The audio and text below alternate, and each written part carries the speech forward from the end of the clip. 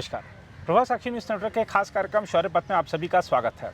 आज हम national war memorial के साथ में हैं और हमारा ये जो खास कार्यक्रम है इसमें आज हम बात करेंगे जम्मू क्षेत्र में बढ़ते आतंकवादी हमलों की, क्या कारण है, इन मुद्दों को समझेंगे, कैसे निवारण हो सकता है, इस पर बात करेंगे। इसके अलावा बात करेंगे रूस यूक्रेन युद्ध पर ताज़ा अपडेट की, इजराइल हमास संघर्ष की और अमेरिका चीन संबंधों की। इन सब मुद्दों पर हमारे साथ बातचीत के लिए मौजूद हैं ब्रिगेडियर श्री DS त्रिपाठी जी, सेवानिवृत्त। सर, कार्यक्रम में आपका बहुत बहुत स्वागत है। सर, जम्मू क्षेत्र में जिस तरह से आतंकी गतिविधियां बढ़ रही हैं, क्या पीर पंजाल क्षेत्र में जैसे 20-22 साल पहले एक बड़ा ऑपरेशन चला था, वैसा ही कुछ ऑपरेशन चलाए जाने का समय आ गया है? हम ये भी जानना चाहते हैं कि क्या चीन से लगती सीमा पर चूँकि सैनिकों की संख्या बढ़ाई गई है, तो इसलिए जम्मू में सैनिकों की संख्या कम हो गई है और इसलिए वहाँ पर आतंकी अपनी वारदातों को करने में सफल हो जा रहे हैं? अनिल जी, पहली चीज़ सबसे पहले तो जो आपने कहा कि कार्यक्रम हमारा शौर्य पथ है और हम शौर्य स्थल में ही हैं। एक्चुअली उधर वॉर मेमोरियल है, राष्ट्रीय वॉर मेमोरियल, और इस एरिया का नाम भी बगल में जो है हमारे सामने वो शौर्य स्थल है। तो हम बिल्कुल शौर्य पथ हमें शौर्य स्थल पर ले आया है और वहीं पर प्रोग्राम कर रहे हैं। ये जो बिल्कुल आपने कहा, एक ये ज्वलंत समस्या है जो अभी JNK में, JNK क्या मैं कहूँगा, जम्मू रीजन में हो रहा है। और ये बहुत मैं कहूँगा सोचनीय है, निंदनीय भी है और दुखद भी है। क्योंकि एक तरह से देखा जाए, आपको याद है कि कुछ साल पहले तक था कि जम्मू रीजन बिल्कुल क्लियर हो गया है, कोई टेररिज्म नहीं है। सरकार भी ये कहती थी, सभी लोग यही कहने लगे थे कि डेवलपमेंट हो रहा है, बाकी कुछ नहीं है। और उसके बाद सरकार, नेचुरली सरकार और सेना मिल करके ही उन्होंने सेना को वहाँ से कम किया। एक तो सेना में ओवरऑल भी कटौती की और वहाँ से सेना, जैसे आपने कहा, वहाँ से चाइना बॉर्डर पर ले गए हैं जरूर, इसमें कोई दोहरानी नहीं है और ले जानी भी चाहिए, वहाँ जरूर थी। लेकिन हमको ये देखना जरूर चाहिए था कि अगर हम यहाँ से ले जा रहे हैं सेना, तो उसकी जगह पर क्या होना चाहिए। वही ग्रिड जो थी, सुरक्षा ग्रिड, जो सुरक्षा चक्र या सुरक्षा का जो मापदंड था, उसी को मेंटेन करने के लिए। मैं ये भी नहीं कहूँगा कि बिल्कुल नहीं सोचा है, सोचा ज़रूर होगा, लेकिन मुझे लग रहा है कहीं ना कहीं चूक हुई है, कहीं ना कहीं अच्छी तरह जिस तरह स्ट्रेटजी एनालिसिस होनी चाहिए वो नहीं हो पाई है और इस वजह से ये चीज़ें हो गई हैं। और सबसे बड़ी बात देखिए है कि ये टेररिस्ट आ रहे हैं, ये LC से नहीं, बॉर्डर से आ रहे हैं, बॉर्डर एरिया से आ रहे हैं, वहीं रह रहे हैं। और मैं कहूँगा उनकी धृष्टता देखिए कि बिल्कुल गांव में पहुंच जा रहे हैं जहां की पहले कहीं कुछ नहीं था। सिक्योरिटी फोर्सेज, सिक्योरिटी का पुलिस की वर्दी पहन के घूम रहे हैं। आपने परसों की न्यूज़ देखी कि लोकल सपोर्ट में एक DYSP था जो कि उनको सपोर्ट कर रहा था, जो पकड़ा गया है। तो ऐसी चीज़ें हो रही थी और देखिए 1-1.5 महीने में 5 अटैक हो गए। एक तो उसी दिन हुआ जिस दिन की प्रधानमंत्री शपथ ले रहे थे, जो रियासी में बस के ऊपर हुआ, जो वहाँ जा रही थी। और ये टाइम देखिए है जबकि मैक्सिमम टूरिस्ट जा रहे हैं, अमरनाथ यात्रा इसी समय है और वैष्णो देवी तो हमेशा का है। बिल्कुल।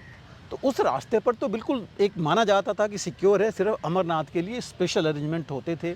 लेकिन अब वहाँ की जगह यहाँ पर चीज़ें हो रही हैं। कश्मीर देखिए शांत है क्योंकि सेना वहाँ पर है, वहाँ से हटाई नहीं गई है, तो वहाँ पर सब शांत चल रहा है। और अंदर यहाँ पर जो है ये धृष्टता मैं इसलिए कह रहा हूँ कि अभी ये उन जगहों से मैं कहूँगा जो अर्बन एरियाज या सेमी अर्बन एरिया कहिए, वहाँ पर आ रहे हैं, कठुआ के आसपास। अब कठुआ तक अगर ये पहुँच रहे हैं, वहाँ एक्शन कर रहे हैं, तो ये बताइए हमारा पंजाब और हिमाचल बॉर्डर वहाँ से कितनी दूर है। बिल्कुल। तो ये चीज़ हमें देखना बहुत ज़रूरी है कि आगे के लिए स्ट्रेटजी बनाई जाए जिससे जो है इस पर अंकुश लगाएं। वैसे अगर आप डाटा देखें तो 2021 से लेकर के अभी कितने 3 सालों की हम बात कर रहे हैं, 3 भी नहीं हुआ, 2.5 साल में 31 टेरर अटैक हो चुके हैं, जिसमें तकरीबन 30 के आसपास, तो मेरे ख्याल से जो 30 नहीं है, करीब 47, जो मेरा अंदाज़ा 47 सिक्योरिटी फोर्सेस के आदमी और 6-7 या 10 के आसपास सिविलियन मारे जा चुके हैं, 10 या 12। हालांकि इसमें तकरीबन 47 या 48 टेररिस्ट भी मारे गए हैं, लेकिन फिर भी ये नंबर देखा जाए, जहाँ पर कि कुछ नहीं था वहाँ के लिए फिर भी है काफ़ी। और ये बताने के लिए कि भाई यहाँ सब कुछ बिल्कुल शांत नहीं है, शांति पूरी नहीं है। तो ये एक चीज़ है। दूसरा देखिए, पुंछ और जहाँ तक राजौरी इलाके की थी, जो हम पीर पंजाल की बात करते हैं, जहाँ मैं भी रह चुका हूँ, काफ़ी साल तक मैंने ऑपरेशंस भी वहाँ किए थे। इलाका है, उसमें कोई दो राय नहीं है, बहुत घना इलाका है, अनड्यूलेटिंग इलाका है, बहुत नाले हैं, टेररिस्ट को कवर मिल सकता है एरिया। लेकिन देखिए अब तो हम इतने मॉडर्न आ चुके हैं, मैं बात कर रहा हूँ 2007-8 या उससे और पहले 95 में भी था जब शुरू हुआ था वहाँ पर 4-5 में ये सब। अब तो हम बहुत आगे आ चुके हैं, हमारे पास ड्रोन से लेके इतने ज़्यादा सर्वेलेंस डिवाइसेस हो गए हैं कि हम मॉनिटर कर सकते हैं, हर एक चीज़ देख सकते हैं। हालांकि टेररिस्ट ने भी अपनी स्ट्रेटजी बदल दी है, कभी सिक्योरिटी फोर्सेस की वर्दी पहन रहे हैं, कभी लोकल्स की पहन रहे हैं, मोबाइल्स नहीं यूज़ कर रहे हैं, पता है मोबाइल्स यूज़ करेंगे तो पकड़े जाएंगे, तो कम्युनिकेशन का दूसरा उन्होंने मीडिया अपना रखा है, हमें उसके बारे में भी देखना होगा। कुछ वैली में तो मैक्सिमम वो लोग लोकल रेडियो चलाते थे और रेडियो के ऊपर 4-5 पर अलग अलग मैसेज आते थे जो ये लोग देखते थे। तो ऐसी चीज़ों को हमें देखना पड़ेगा कि दोबारा ये नहीं हो। और जो ये टारगेटेड किलिंग्स कर रहे हैं, अब देखिए गाड़ी में टारगेटेड किलिंग की, बस में ड्राइवर को मारा, उनको पता था, बाकी तो उसके नुकसान होगा ही होगा। वहाँ भी फौज की गाड़ी में भी ड्राइवर को मार रहे हैं। ये इतना, ये समझिए इतना एक्यूरेट फायर बहुत ही ट्रेंड स्नाइपर का काम है। तो इसका मतलब कि जितने टेररिस्ट हैं नॉर्मल मिलिटेंट टेररिस्ट नहीं है, ये वेरी वेल ट्रेंड फौज की एक में भी जो वेल ट्रेंड होते हैं वो वाले हैं। मैं कहूँगा जो स्पेशल फोर्सेज होते हैं उस टाइप की ट्रेनिंग ले करके ये लोग आए हुए हैं। और जो नाम आ रहे हैं, देखिए जैश ए मोहम्मद, लेकिन उसके साथ साथ कश्मीर टाइगर्स का नाम आ रहा है। एक जो नई चीज़ आ रही है वो द रेसिस्टेंस फ्रंट करके आ रहा है, एक ये नई वो आएगी। तो ऐसे ऑर्गेनाइजेशंस अगर आ रहे हैं और हमारे पास इनपुट नहीं आ रही है, मतलब कहीं ना कहीं इस बारे में कमी तो है। और लैक्सिटी तो देखिए होगी तभी ये चीज़ होती है। लोकल पॉपुलेशन की भी लैक्सिटी है, उनका भी काम सिक्योरिटी में, उन्हीं को सिक्योरिटी के लिए तो सभी हैं। और जिस देश से, जिस राज्य से जो सब कुछ पा रहे हैं, अगर उसकी सिक्योरिटी नहीं कर, उसमें भागीदारी नहीं देंगे तो वो भी एक गलत चीज़ है। जो रोड ओपनिंग पार्टीज हैं, जो स्पेशल फोर्सेज, सिक्योरिटी फोर्सेज मैं कहूँगा जो डिप्लॉयड हैं, पुलिस से लेकर के ऊपर तक, उसमें भी प्रॉब्लम है। इंटेलिजेंस सर्विलेंस का फेल्योर है, जो हमने कहा कि देख नहीं पा रहे हैं। ये सब चीज़ें जो है थोड़ा सा विश्वास लोगों का, मैं कहूँगा प्रशासन या जो भी सिक्योरिटी फोर्सेज हैं उनसे हटा रही हैं। हालांकि देखिए पिछली गवर्नमेंट से इस गवर्नमेंट में अगर ऊपर की देखिए तो सब वही हैं, NSA से लेके डिफेंस मिनिस्टर, होम मिनिस्टर से लेके सभी वही हैं। तो डायरेक्शन की कमी नहीं होनी चाहिए। इसका मतलब कि नीचे, मैं कहूँगा कि नीचे में प्रॉब्लम है। अगर नहीं है तो फिर हमें अगर वो नई टैक्टिक्स ले रहे हैं, नई स्ट्रेटजी कर रहे हैं, तो हमको भी नए टैक्टिक्स, नए वेपन यूज़ करने चाहिए जैसे वो कर रहे हैं। अभी हम ऐसा लेके घूमेंगे तो काम नहीं कर पाएंगे। अगर वो स्नाइपर्स ला रहे हैं तो हमें भी उसी हिसाब से काम करना चाहिए। अगर ज़रूरत पड़े तो गाँव को और बाकियों को आप आर्म कीजिए, लोगों को आर्म सबमिशन दीजिए कि वो जो अपने आप को कर सकें। वो तो अमेरिकी हथियार लेके आ रहे हैं, वही मैं कह रहा हूँ। आप सोचिए M14 लेकर के घूम रहे हैं, जो एडवांस्ड हैं। वो कहा जा रहा है कि जो वहाँ अफ़गानिस्तान में अमेरिकन छोड़ के गए थे, अमेरिकन आर्मी वो वेपन्स लेके आ रहे हैं। तो अगर वो लेके आ रहे हैं तो देखिए हमको उनका जवाब तो एक ऊपर जाके देना पड़ेगा। बिल्कुल। तो वो भी हमें देखना पड़ेगा कि ऐसी वो करें। अब देखिए उनका एम क्या हो सकता है। एक तो ऑफ कोर्स डर पैदा करना कि हम जम्मू तक पहुंच गए हैं, हम यहाँ पर काफ़ी कुछ कर सकते हैं, वैली में तो हम कर ही लेंगे, एक वो चीज़ कर सकते हैं। दूसरा, सिविल पॉपुलेशन में डर फैलाना ही फैलाना है उन्होंने। इलेक्शंस आ रहे हैं, उसको डिसरप्ट करना चाहेंगे कि जम्मू रीजन में भी लोग जो है डरें और इलेक्शन का वो नहीं करें। ये भी चीज़ आ सकती है। दूसरा जो है, जो हिंदू एलिमेंट्स हैं उनको डराना चाहते हैं कि उसमें जो है, इवन हिंदूज को डराना चाहते हैं कि इलेक्शन प्रोसेस में भाग मत लो। तो ये कुछ चीज़ें हैं जो कि उनका एम हो सकता है। और जो आप बात कर रहे थे ऑपरेशन की, 2003 में हिल काका में ऑपरेशंस हुए थे स्पेसिफिक। एक ऑपरेशन सर्प विनाश हुआ था। ये जो 2 साल तक ये सब पूरी ऑपरेशंस चले थे और काफ़ी फ़र्क पड़ा था। पीर बंजाल से लेके पूरे इलाके में सर्प विनाश में पूरा 16 कोर ने लॉन्च किया था इसमें, और बहुत कुछ हुआ था। तो वो चीज़ें होनी चाहिए। अगर ज़रूरत है तो उतना बड़ा उस लेवल का ऑपरेशन होना चाहिए, तभी जो है हम वो चीज़ ला पाएंगे और उसके बाद ढीला नहीं पड़े। बिल्कुल। तो आप जो कह रहे हैं बिल्कुल सही बात है। नई पॉलिसी, नई टैक्टिक्स ले आइए, ऑपरेशंस उस हिसाब से लॉन्च कीजिए। लोकल्स को, विलेजेस को प्रोटेक्शन दीजिए, उनको लगे कि उनको डर न लगे, उनको उनके अंदर ताकत आए कि हम इनसे मुलाकात आए हमारे पास, या हम आगे जाके इनसे भिड़ें और इनको आगे नहीं बढ़ने देंगे, तब जा करके हम इसमें सक्सेसफुल हो जाएंगे। लोकल यूथ को लेके चलना बहुत ज़रूरी है जी। उनको इन्फ्यूज़ करें इसके बारे में, क्योंकि अभी वो नौकरी ढूंढ रहे हैं, बाकी चीज़ें ढूंढ रहे हैं, या उनके अंदर हो सकता है कमी आ गई हो, तो इसमें जो है थोड़ा सा प्लान करना पड़ेगा। देखिए, सड़क की बहुत प्रॉब्लम है, जिन इलाकों में ये सब हुआ है वहाँ अभी 5 किलोमीटर जाने में फ़ौज को आधे घंटे 20 मिनट लग गए जी। ये नहीं होना चाहिए। सड़क की अगर हालत सुधारनी है तो सुधारनी चाहिए। अगर वो कॉन्ट्रैक्टर वहाँ भाग जाते हैं, नहीं करते हैं, तो हमें किसी और एजेंसी से कराइए कि जिससे ये चीज़ें होते फ़ौज की, और फ़ौज को बढ़ाइए, फिर आप लीजिए इंजीनियर रेजिमेंट्स बढ़ाइए और ये काम कराइए। तो ये चीज़ें करने से ही होगा कि ये मोबिलिटी भी अच्छी हो, इंफ्रास्ट्रक्चर भी अच्छा हो, और मोबिलिटी अच्छी होगी तभी जवाब दे पाएंगे फ़ौज ज़्यादा। सर, रूस यूक्रेन युद्ध अब किस पड़ाव पर है, और नाटो ने जिस तरीके से कहा है कि काला सागर क्षेत्र में हम अपने युद्धपोत तैनात करेंगे, उससे पुतिन भड़क गए हैं, कैसे देखते हैं आप इन सबको? धीरज जी, मुझे लग रहा है कि अब मैं नहीं कहूँगा कोई पड़ाव आ रहा है इस युद्ध में जी। इसमें जेलेंस्की हाय तौबा मचाए जा रहे हैं जी। वो कहे जा रहे हैं कि उनको हर एक चीज़ की कमी है जी। उनको अब डर ये भी लगने लगा है कि अगर ट्रंप आ गए तो इनको कोई नहीं पूछेगा। बिल्कुल। आप देखिए, ट्रंप ने जो अपने रनिंग मेट लिए हैं, सो कॉल्ड वाइस प्रेसिडेंट उनके, वांस, उन्होंने तो बड़ा साफ बोला है बिल्कुल कि यूक्रेन में क्या होता है नहीं होता है हमें उससे कोई मतलब नहीं है, यूक्रेन किस तरफ जाता है, उन्होंने साफ कर दिया है। जेलेंस्की उसको लेकर के डरे हुए हैं। रूस अपने एम पर चल रहा है, वो पहले डोनेट्स्क रीजन में आगे बढ़ रहा है, वो अपनी जितना इनके ऊपर प्रेशर डालना है, जितना डिवास्टेशन है, जितना उसमें फायरिंग करनी हो किए जा रहा है। जेलेंस्की उसकी फायरिंग करते हैं, उसका नुकसान करते हैं, वो डबल उनके ऊपर फायर करके उनका नुकसान करता है, दिखाता है। और नाटो को भी ये थ्रेट दिया जा रहा है अपने की, वो भी उनको भी डर लग रहा है। पोलैंड अपनी आर्मी बढ़ाने जा रहा है, जर्मनी को भी डर लग रहा है, तो ये उनको न्यूक्लियर वॉर का डर लग रहा है। तो ये चीज़ें हो रही हैं, उसमें मुझे लग रहा है कि रूस से ज़्यादा डर तो अब नाटो और जेलेंस्की को हो रहा है कि आगे और क्या हो सकता है, इससे ज़्यादा बहुत कुछ हो सकता है। अब जेलेंस्की कह रहे हैं कि 25 पैट्रियट चाहिए। कहाँ से 25 पैट्रियट अमेरिका देगा उनको? ना प्रोडक्शन हो पाएगा, ना है उनके पास। बिलियन की है एक पैट्रियट, और वो भी अगर रूस मार के रहेगा तो फिर उनका कोई खास फ़ायदा नहीं होगा।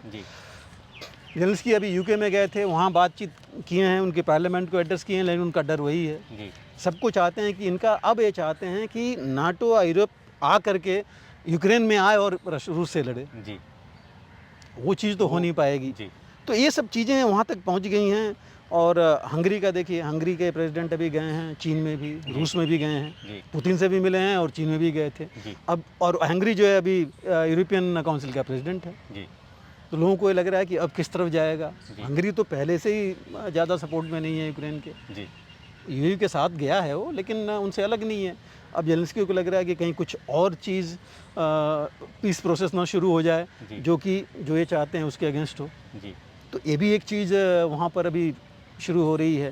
तो ये कुछ चीज़ें हैं जो कि जिससे कि जेलेंस्की को मुझे लग रहा है कि जेलेंस्की जो है अभी की जो आज की हालात है, मैं कहूँगा मिलिटरली सैन्य लड़ाई तो वो कर रहे हैं रूस के साथ, और पॉलिटिकली अब उनको अमेरिका और यूरोप से भी लड़ना पड़ रहा है सामान के लिए। और क्या, जैसे मैंने कहा अभी स्टेटमेंट आ गई ट्रंप के जो रनिंग मेट हैं वांस की, तो ये एक चीज़ आज उनकी है। जहाँ तक ब्लैक सी में वॉरशिप का सवाल है, देखिए वो बेसिक एम उनका है कि जो नाटो का है एम कि जो ग्रेन्स हैं, जो भी थोड़े बहुत जो भी अभी यूक्रेन से जा रहे हैं वो आते रहें, क्योंकि उन्हीं के यहाँ जाने हैं। बिल्कुल। दूसरा ये है कि वहाँ से जो भी ऑयल और बाकी चीज़ों का सप्लाई, या जो भी कुछ मिनरल्स की सप्लाई भी जो यूक्रेन से उधर से हो रही है वो होती रहे। तो वो एम था उनका, क्योंकि जैसे क्रीमिया में पहले तो लोगों ने बहुत पीठ थपथपाई जेलेंस्की की कि क्रीमिया में अटैक कर रहे हैं, बहुत डेयरिंग अटैक कर रहे हैं, लेकिन जब रूस क्या उन्होंने एक्शन देख लिया तो डर गए।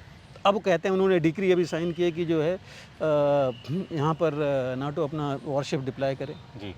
तो ये ले करके वो अब ये नाटो अगर सोच रहा है, अभी नाटो ने तो हाँ तो नहीं किया है, अगर नाटो करता है तो ये बताइए ये एक डेटरेंट होगा, रोकने की चीज़ होगी रूस को, या आगे बढ़ने की, एस्केलेशन करेंगे वॉर की, और और आगे बढ़ेगा जिस तरह पुतिन का है। जी। तो मुझे तो नहीं लगता कि ये बड़ी अच्छी बात होगी। एक तरह शांति की बात करना चाहते हैं, दूसरी तरह डेटरेंट की कह रहे हैं, फिर एस्केलेशन की भी बात हो रही है। तो ये कुछ मुझे लग रहा है कि नाटो और यूएसए खुद क्लियर नहीं है कि क्या करना है। जेलेंस्की तो ऐसे ही क्लियर नहीं है कि कैसे लेके चलना है।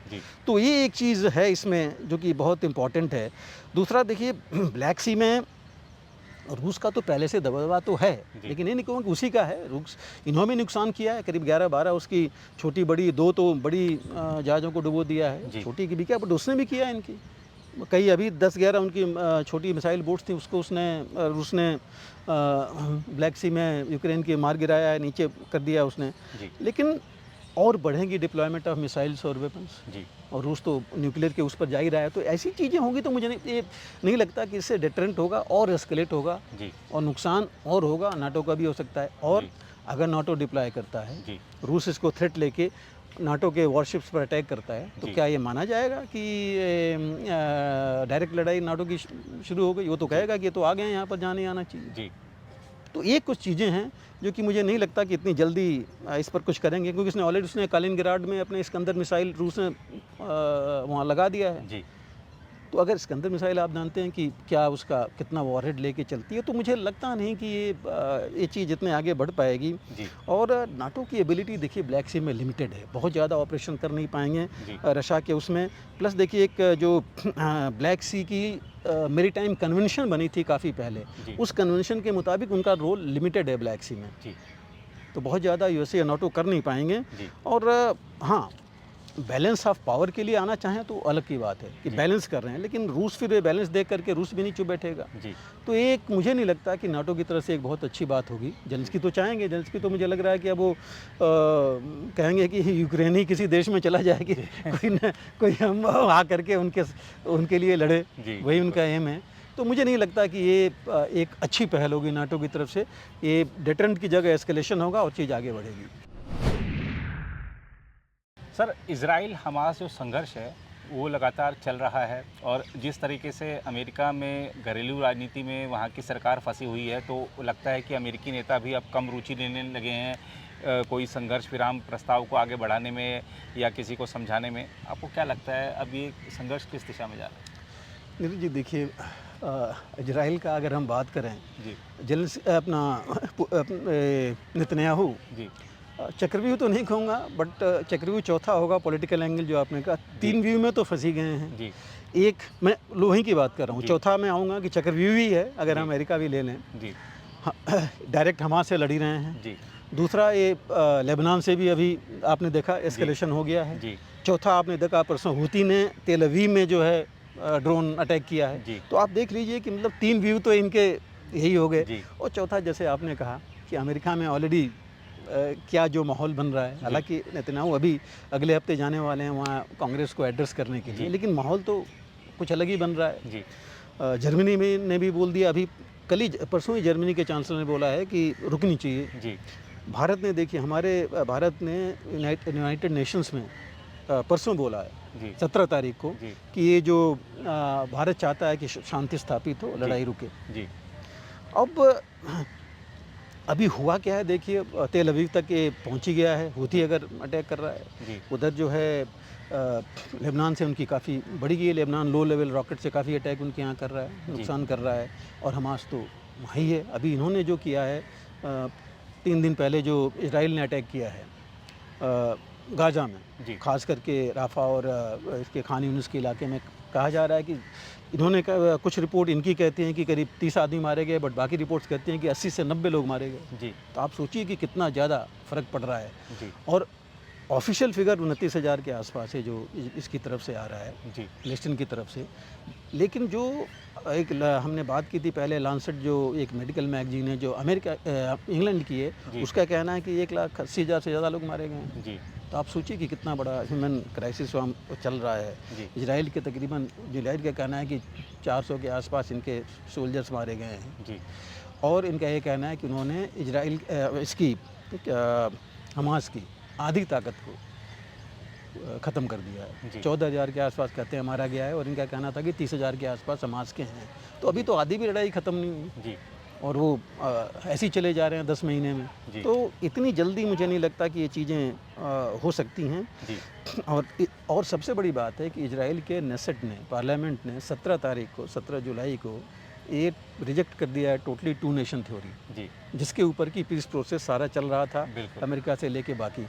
उन्होंने साफ बोल दिया है 68 और 9 के, 68 फेवर में 9 अगेंस्ट में कि हम पैलेस्टीन एज ए स्टेट हमारे बगल में स्वीकार नहीं करेंगे। तो ये बताइए फिर तो चीज़ आगे बढ़ेगी नहीं, आधार ही खत्म कर दिया उन्होंने, आधार ही खत्म हो जाएगा।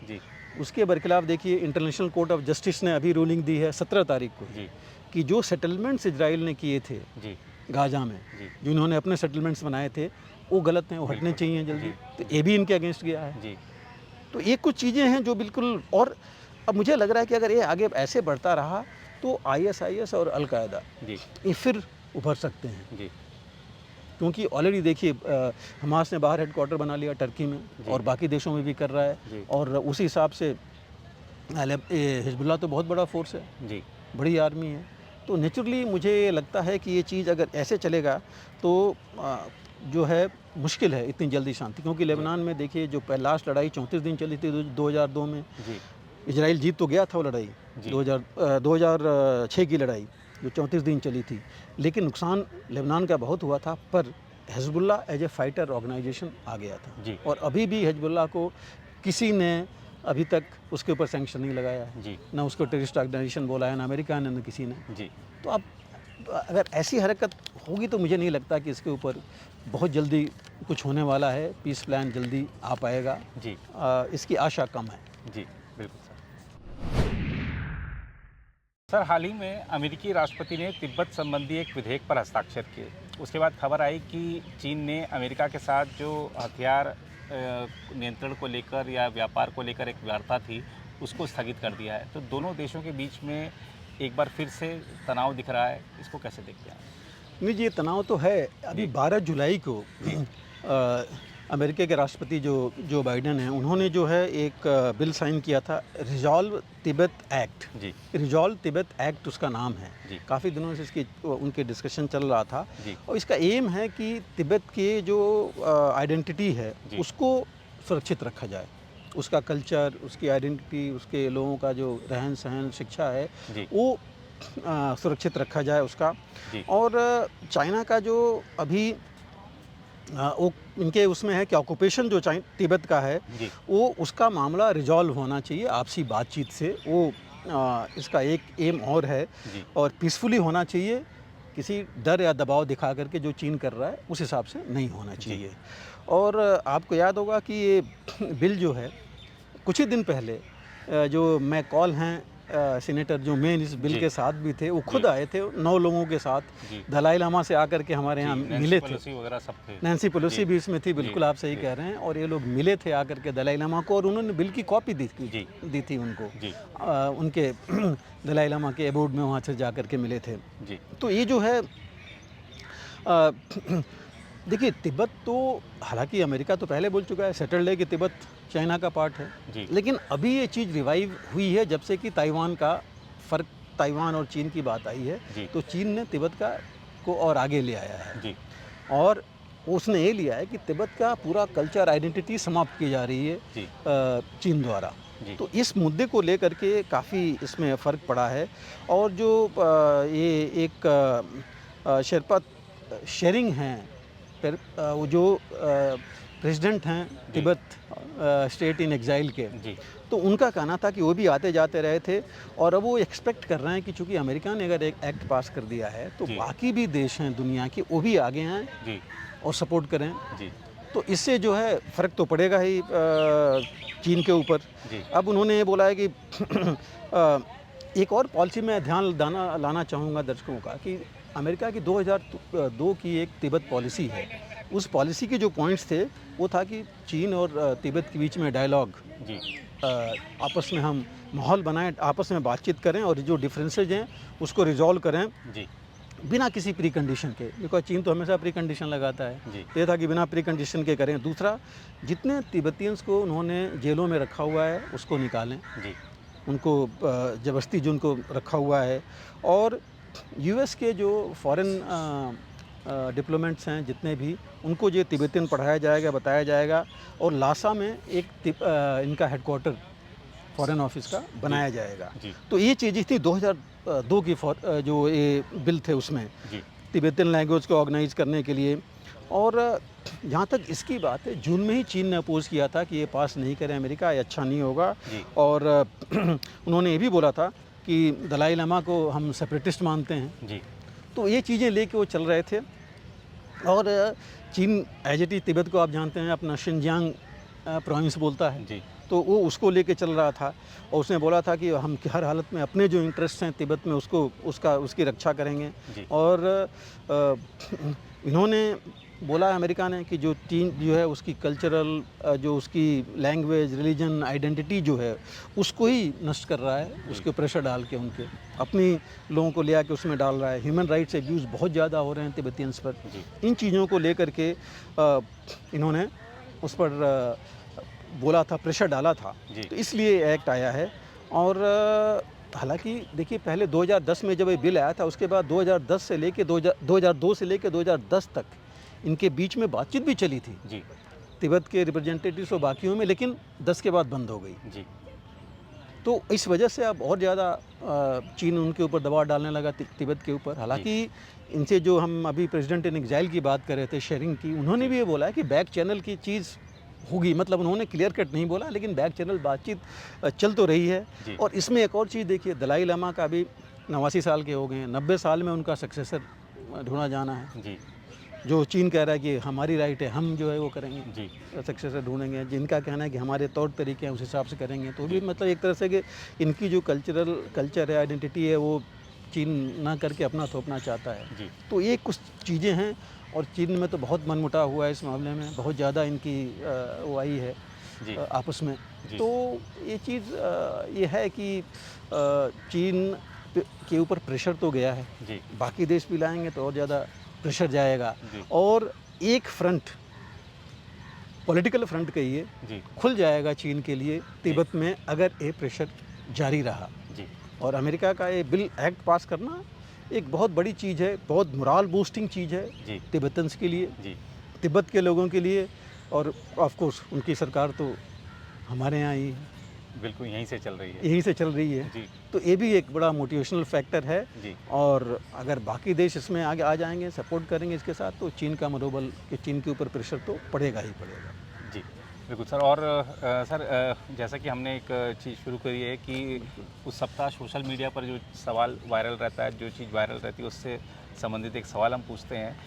एक सवाल उठ रहा है कि सरकार को, सेना को अपनी नीति में परिवर्तन करना चाहिए। कोई जवान शहीद होता है तो उसको मिलने वाली जो भी धनराशि है, जो मुआवजे के तौर पर मिलती है, जो इंश्योरेंस के तौर पर मिलती है या अन्य भत्तों के तौर पर मिलती है, वो सीधा उसके जो पत्नी है उसको ना देकर माता पिता को भी आधी और पत्नी को भी आधी दी जाए। क्योंकि हाल में कुछ ऐसे वाक़ये सामने आए हैं जिनसे इस मुद्दे को फिर से हवा मिली है। ऐसे प्रकरण पहले भी सामने आते रहे, लेकिन हाल में एक दो मामले ऐसे आए जिसको देखते हुए ये मांग बलवती होती जा रही है। तो आप चूँकि सेना के एक अधिकारी रहे हैं, नीति क्या है और क्या परिवर्तन इसमें संभव है?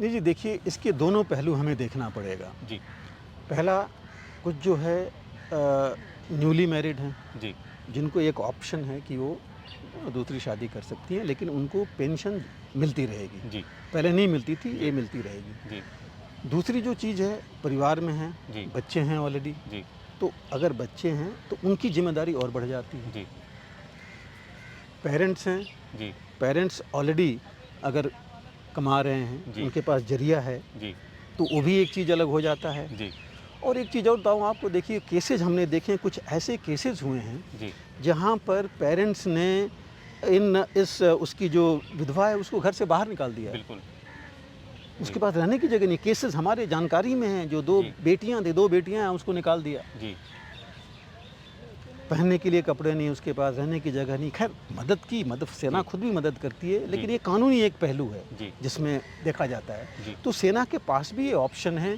कि अगर रिप्रेजेंटेशन जाता है, वो पहलू देखती है, तो सेना भी जो है इसमें कर सकती है कि 1/3 पेरेंट्स को जाए, 2/3 वाइफ को जाए, या सारा वाइफ को जाए, पहलू देख करके। लेकिन लीगली ऐसा कोई नियम तो है कि दिया जाए, लेकिन जैसे आपने कहा ये पहलू पर विचार करना बहुत ज़रूरी है, लेकिन सब कुछ देखने के बाद, सब कुछ देखने के बाद, क्योंकि कई जगह हुआ है कि पेरेंट्स के पास कुछ भी नहीं है, ना रहने की चीज़। मैं आपको बताता हूँ, ये केस तो बहुत हैं। एक रिक्शा पुलर था, वो आया कि साहब मैं तो इस बेटे को अपने रिक्शा भी गिरवी रख कर, घर गिरवी रख करके मैंने उसको भर्ती कराया है, अब मैं क्या करूँ। तो ऐसी भी चीज़ें आती हैं, तो ये पहलू देखना पड़ता है। अब ह्यूमन एंगल है, उसको भी देखना पड़ेगा।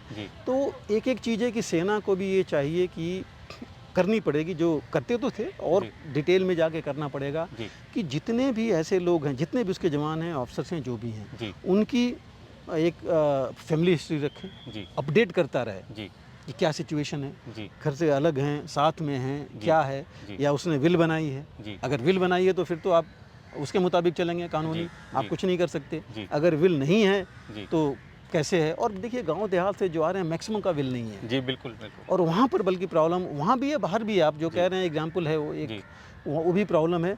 तो इसके लिए ज़रूरी है कि कुछ न कुछ ऐसी कानून बनाया जाए, जैसे हमने कहा वो सारी चीज़ें लेकर के 1/3, 2/3 या 50-50 या 100% किसी को किस हिसाब से करना है। क्योंकि अगर पेंशन भी मिल रही है, पेंशन तो सिर्फ उसकी विधवा को ही जाएगी, पेरेंट्स जब तक हैं उनको जाएगी, या उसके बच्चे जब बड़े हो जाएंगे उनको जाएगी, तो वो भी देखना चाहिए। तो बाकी जो पैसे मिल रहे हैं उनको किस हिसाब से करना है, ये सिचुएशन देखते हुए ग्राउंड पर जा करके सर्वे करके तब करें तो मेरे ख्याल से ये अच्छा रहेगा। और ये सही है, किसी न किसी तरीके से एक नियम तो इस पर बनाना चाहिए, ज़रूरी है आज के माहौल को और जो वैल्यूज़ बदल रही हैं सोसाइटी की, उसको देखते हुए।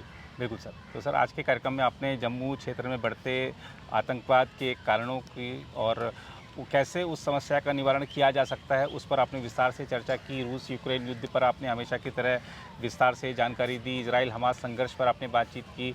अमेरिका और चीन के जो संबंध हैं उनमें जो तनाव का हालिया कारण है उस पर आपने विस्तार से चर्चा की। और जो हमारा एक सवाल था सोशल मीडिया पर जो लोग पूछ रहे थे, उस पर भी आपने अपने विस्तार से जानकारी दी है। तो आपने आज के कार्यक्रम को भी सर ज्ञानवर्धक बनाया, सारगर्भित बनाया। निश्चित रूप से हमारे पाठकों के, दर्शकों के लिए ये काफ़ी लाभकारी होगा। सर आप इस चर्चा से जुड़े, आपका बहुत बहुत धन्यवाद। फिलहाल इस कार्यक्रम में इतना ही। बाकी देश दुनिया की खबरों के लिए बने रहें प्रभा साक्षी के साथ। अगर आप भी लेना चाहते हैं देश दुनिया की तमाम जानकारी, तो आज ही सब्सक्राइब करें हमारे चैनल को। साथ ही नीचे दिए बेल आइकन को जरूर दबाएं ताकि हर अपडेट आप तक पहुंच सके।